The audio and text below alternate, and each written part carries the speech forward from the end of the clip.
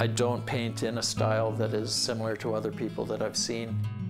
I feel it's quite unique, and I think that's a product of having no training as a painter. I basically decided to start painting in a way that I found visually most satisfying for myself, and developed a style that I'm pleased with.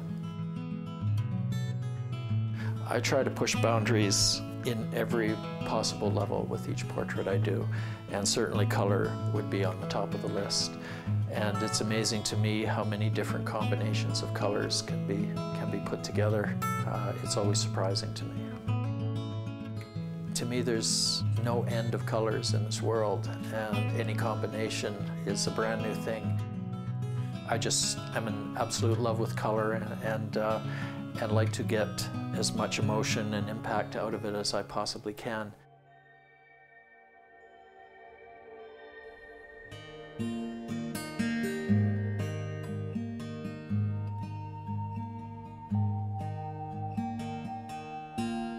The Canadian Sports Heroes collection has been the primary goal for the past 12 years. It was really an attraction to painting athletes that I followed when I was younger and who I had tremendous respect for.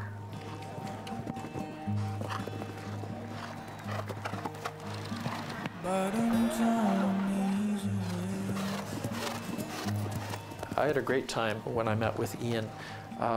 He was very accommodating, very generous with his time, and we sat down for about 2 hours and just chatted about all kinds of subjects, and we just continued that general kind of conversation throughout the drawing itself.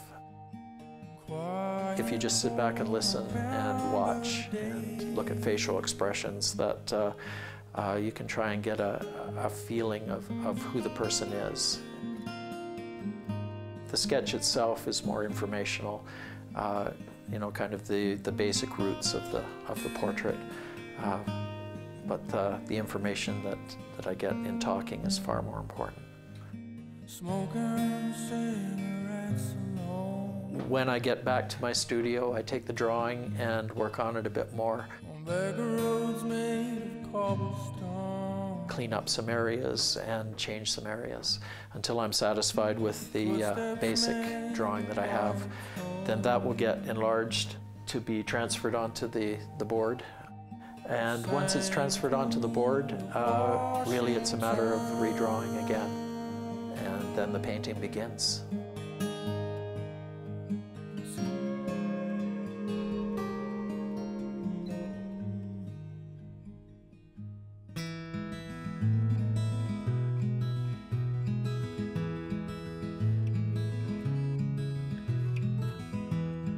I generally do start with the eyes. I don't know why, but I do. And in moving out from that, I like every color that is applied to react in a positive way to the color that's next to it. And if you move throughout the painting, anywhere you look, I would hope that if you picked out any color and forgot about the image entirely, if you just picked out a color, all the colors around it would work to the best advantage.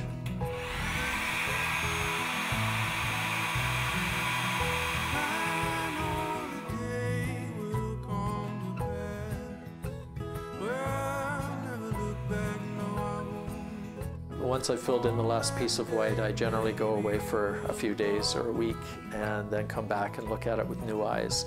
And I've found over the years that if there are any small changes to make, they're very small.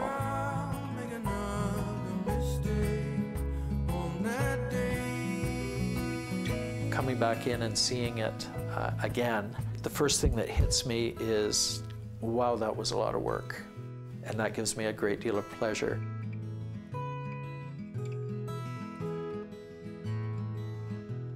I try to produce a timeless portrait where they are recognizable as who they are as people, and whether elements of their sport come into it, that's not really something that's considered.